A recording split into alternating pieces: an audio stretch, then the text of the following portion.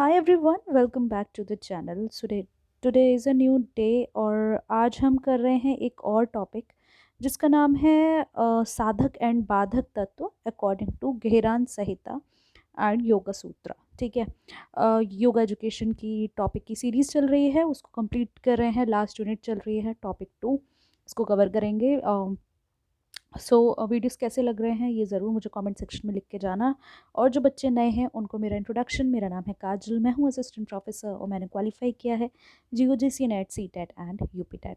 सो आज हम करेंगे जो टॉपिक है साधक एंड बाधक तत्व अकॉर्डिंग टू घेरान संहिता और योग सूत्र।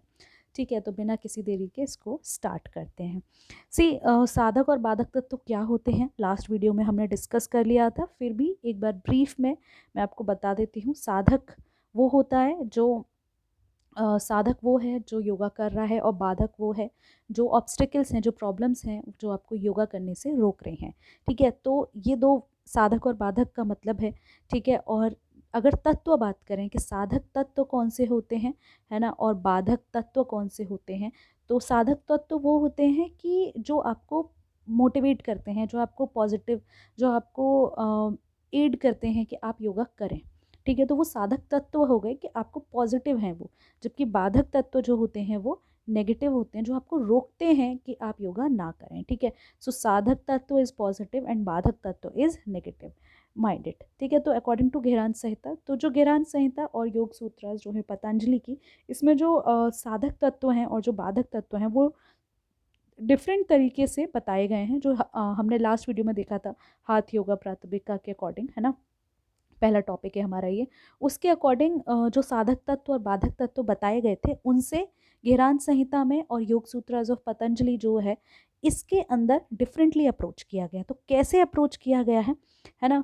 हालांकि चाहे हाथ प्रादपिका हो चाहे गेहरान संहिता हो, ये सब हमें गाइडलाइंस दे रहे हैं, हमें बता रहे हैं कि किस तरीके से हम अपनी योगिक जर्नी को सक्सेसफुल बना सकते हैं। लेकिन बात वही है कि एक तरह की बात कही गई है उनका, बट द थिंग इज़ कि उन किसी का फोकस किसी और साइड ज़्यादा है, किसी और उनकी लैंग्वेज कुछ अलग है ना। तो थोड़े थोड़े डिस्टिंक्ट ट्रेडिशंस होते हैं, है ना। तो वही चीज़ें होती है। अल्टीमेटली सबको जॉब चाहिए, अल्टीमेटली सबको पैसा चाहिए, लेकिन हर किसी का तरीका अलग होता है। कोई जॉब के थ्रू जा रहा है, कोई बिजनेस के थ्रू जा रहा है, कोई चोरी कर रहा है ना। कोई फैमिली का ट्रेडिशन है, कोई दुकान चला रहा है, कोई गोलगप्पे लगा रहा है। पैसे कमाने के अपने अलग तरीके हैं। वही तरीके हैं कि अपनी योगिक सक्सेसफुल जर्नी कैसे करेंगे आप, वो तरह तरह से हमें बताया गया है। ठीक है, साधक एंड बाधक तत्व इन घेरान संहिता के अंदर इसमें क्या कहा गया है। तो योगा को लेकर के ये एक और टेक्स्ट है जो कि हाथ योगा प्रतिपिका थी, उसी की तरह यहाँ पे हमें बताया जाता है कि जो योगा की प्रैक्टिस है as a means to achieve both physical and spiritual purification की, जो योगा है वो हम क्यों कर रहे हैं, जिससे हमारा फिजिकल और स्पिरिचुअल प्योरिफिकेशन दोनों हो पाए। ठीक है, तो यहाँ पे फोकस सिर्फ फिजिकल पे नहीं हो रहा, सिर्फ स्पिरिचुअल पे नहीं हो रहा, दोनों पे हो रहा है। ठीक है, divided into 7 limbs, that is, और ये कैसे डिवाइडेड है, 7 लिम्स साप्तांग योगा के ऊपर डिवाइडेड है। ये सब चीज़ें हम ऑलरेडी डिस्कस कर चुके हैं। ठीक है, जैसे कि हाथ योगा में हाथ योगा प्रातिपिका में हमने देखा था, क्लियर गाइडलाइंस थी कि क्या साधक एड्स हैं और क्या हिंडर्स हैं, क्या ऑब्स्टिकल्स हैं, क्या बाधक तत्व हैं, है ना। तो ऐसे ही यहाँ पे किसके ऊपर डिपेंड किया है, साप्तांग योगा पे। ठीक है, तो ये MCQ का क्वेश्चन यहाँ से बनता है कि साप्तांग योगा के बारे में कौन सी संहिता में बात हुई है या कौन से टेक्स्ट में बात हुई है, तो वो घेरान संहिता आपको याद रखना है। ठीक है, तो यहाँ से एक MCQ आपको बनता हुआ दिख जाएगा if you have a MCQ type of questions. Objective type है अगर तो, और सब्जेक्टिव है तो आपके पास ये नोट्स प्रॉपर हैं ही। ठीक है। तो साधक तत्व मतलब एड्स टू सक्सेस इन घेरान संहिता के अकॉर्डिंग। ये फोकस करते हैं फिजिकल प्योरिफिकेशन पे, डिसिप्लिन पे, मेंटल क्लैरिटी पे, ये 3 चीज़ों पे ये ज़्यादा फोकस करते हैं।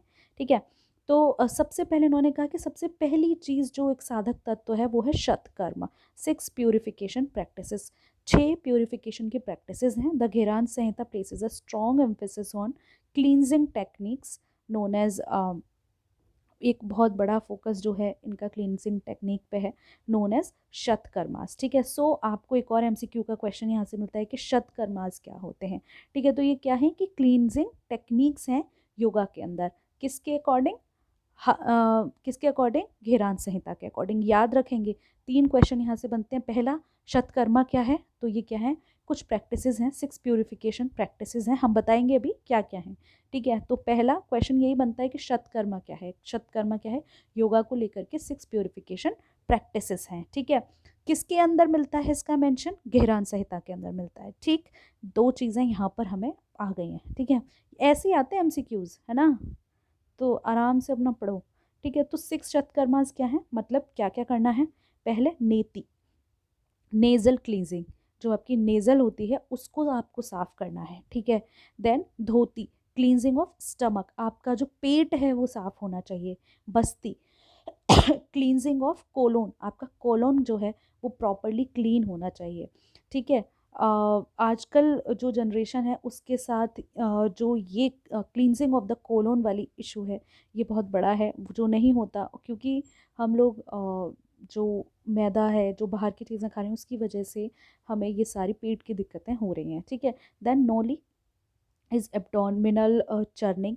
ठीक है, then Kapal Bharati, skull shining breath, then Tratak, concentration on a point. ठीक है, तो ये 6 शतकर्मा हैं जिसकी वजह से जिसके थ्रू आप क्या करेंगे, अपनी बॉडी को क्लीन कर सकते हैं। तो तो आपका जो घेरान संहिता है वो इन 6 शतकर्मास पे बात करता है। ठीक है, अब देखो यहाँ से एमसीक्यूज कैसे बन सकता है। पहला एमसीक्यू बनेगा कि इनमें से आपको कोई भी 4 दे देंगे, है ना, और उनमें से कह देंगे कि कोई कौन सा इसमें से शतकर्मा का पार्ट नहीं है। ठीक है, या फिर आपको हर कोई दे देंगे, जैसे नेति दे दिया, पूछ लिया इसका मतलब क्या है, धोती का मतलब क्या है, इसका मतलब क्या है, तो आपको इनका मतलब पता होना चाहिए। ठीक है, तो एक यहाँ से बन गया। ठीक है, और भी बन सकते हैं इसमें से तो। ठीक है, तो इन्होंने कहा सबसे पहले क्या करना है, योगा करने से पहले सबसे पहले आपको आपकी बॉडी प्यूरिफाई करनी है। Purification of the body is essential for preparing it for advance practice. पहले आप ये शतकर्मास कीजिए, आप अपनी नीति नेजल को क्लीन कीजिए, अपने स्टमक को क्लीन कीजिए, आप कोलोन को क्लीन कीजिए, एब्डोमिनल चर्निंग कीजिए, कपाल भारती कीजिए, तत्रका कीजिए, एक पॉइंट पर कॉन्सेंट्रेट कीजिए, उसके बाद आप आसन्स के लिए आएंगे। ठीक है, then asanas, the Gheran Samhita outlines various asanas, बहुत सारे आसन बताए हैं इन्होंने जिसके थ्रू आपको फिजिकल स्ट्रेंथ और फ्लेक्सिबिलिटी मिलेगी। ये जो है, जो आसन है, जो पोस्टर बताए हैं, ये इन्होंने फाउंडेशनल लेवल का बताया। उन्होंने कहा पहले आपने वो शतकर्मा की, उसके बाद आप कुछ आसन करेंगे जिससे आपकी बॉडी रेडी होगी आगे के कामों के लिए। ठीक है, देन प्राणायाम करेंगे आप, ब्रीथ कंट्रोल, अपनी जो ब्रीथ है उसको कंट्रोल करेंगे। Proper control of breath through प्राणायाम is essential for regulating the life force in the body. So this practice helps to calm the mind. जब आप प्राणायाम करते हैं तो आपका जो दिमाग है, जो सबसे ज़्यादा चल रहा है, वो शांत होता है, आपकी हेल्थ जो है इम्प्रूव होती है और आपकी स्पिरिचुअल अवेकनिंग होती है। ठीक है, देन मुद्राज एंड बांस, जेस्चर्स एंड लॉक्स। ठीक है, तो ये क्या होते हैं, आपको कुछ मुद्राएं करनी होती हैं जिसके थ्रू क्या होता है, ये कुछ टेक्निक होती हैं जिससे आपकी जो एनर्जी है उसको कंट्रोल किया जाता है और चैनलाइज किया जाता है ना। तो उसके बाद आप कुछ मुद्राज करेंगे। देन अच्छा, किसी को अगर कुछ मुद्राओं के नाम पता है तो ज़रूर कमेंट सेक्शन में लिखना। उसके बाद आप ध्यान करेंगे, meditation, focused meditation is crucial. उन्होंने कहा घेरान संहिता के अकॉर्डिंग जो फोकस्ड मेडिटेशन है ना वो बहुत ज़रूरी है अगर आप अपने माइंड को प्यूरिफाई करना चाहते हैं और आपको एक हायर स्टेटस ऑफ कॉन्शियसनेस चाहिए, तो ये बहुत ज़रूरी है। ठीक है, तो घेरान संहिता सबसे ज़्यादा जो स्ट्रेस करता है वो मेंटल क्लैरिटी पे करता है कि अगर आपका मेंटल क्लैरिटी है ना तो आप अच्छे से योगा कर पाएंगे। एक second, I think I should have some water, give me a second guys.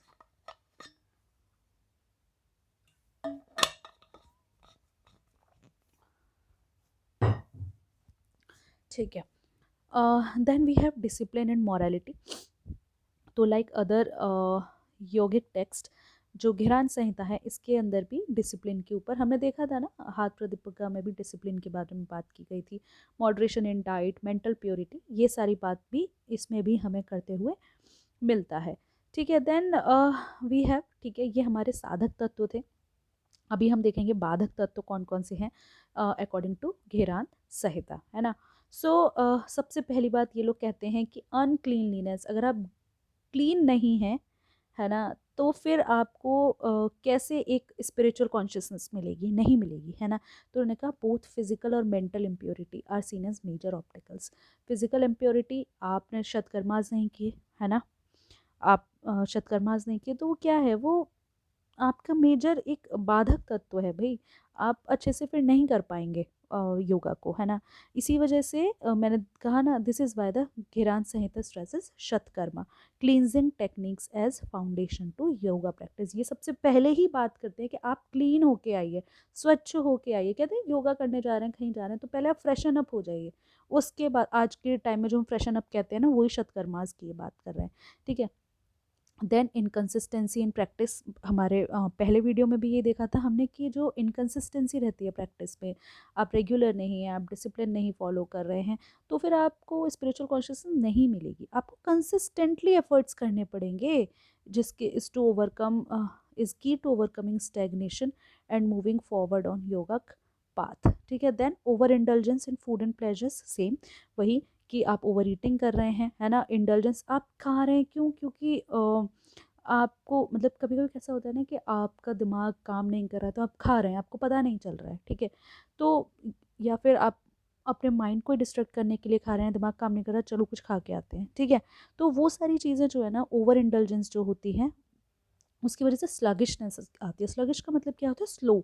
आप जब ओवर ईटिंग कर लेते हैं, ज़्यादा खा लेते हैं, तो आपको लेथर्जी आती है, नींद आती है। कहते हैं ना, लंच कर लिया अब नींद आ रही है, तो क्यों नींद आती है, क्योंकि आपने खाना खा लिया, नींद आएगी, ठीक है। तो इसकी वजह से क्या होगा, आपको स्पिरिचुअल गोल्स जो हैं वो आप अचीव नहीं कर पाओगे, तो फिर क्या ही फ़ायदा, है ना। देन नेगेटिव थॉट्स, अगर आपको मेंटल डिस्ट्रैक्शंस हैं, या फिर आपको गुस्सा आ रहा है, फियर, डर लग रहा है, जेलिसी है, ईगो है, तो इसकी वजह से आपको मेंटल क्लैरिटी नहीं मिलेगी, और मेंटल क्लैरिटी नहीं मिलेगी तो योगा आपको कैसे कर पाओगे।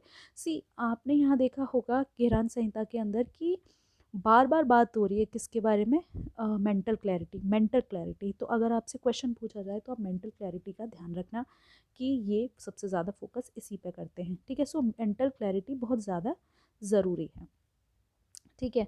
सो साधक एंड बाधक तत्व, आई थिंक ये नेक्स्ट टॉपिक है या इसी के अंदर है, लेट मी चेक। नीचे हमने सिलेबस लगा रखा है, अगर है तो हम उसको इसी में कंप्लीट करेंगे। ओके, ठीक है, हम योगा सूत्रा को अलग से देख रहे हैं, ठीक है। Wait give me a second ना। ओहो, वेयर इज इट, नीति,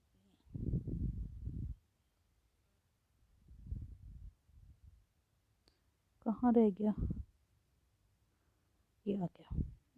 अकॉर्डिंग टू मॉडर्न योगाचार्य, तो मतलब थर्ड टॉपिक है। अभी हमें योग सूत्र, यस, आ गया। चलो, तो क्या है, हमें जो सेकंड टॉपिक है ना, उसमें घेरान संहिता और योग सूत्र दोनों के बारे में पूछा है, ठीक है। तो साधक एंड बाधक तत्व, पतंजलि के योग सूत्र में कौन कौन से साधक और बाधक तत्व हैं, ये हम यहाँ पे देखेंगे, ठीक है। साधक बाधक तत्व आपको समझ में आ गया ना, अभी मैं उसको ब्रीफ नहीं कर रही। तो सबसे पहला क्वेश्चन तो योग सूत्र किसकी है, पतंजलि की है ना।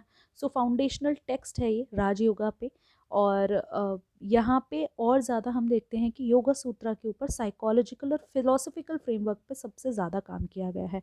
सो द योग सूत्रास फोकस ऑन, ये जो है योग सूत्रा फोकस करता है 8 लिम्स। आई थिंक मुझे ये एक सेपरेट वीडियो में रख देना चाहिए, है ना, ठीक है। इसको ना will cover in next video, okay.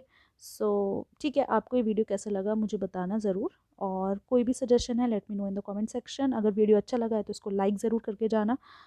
तब तक के लिए thank you so much, happy learning.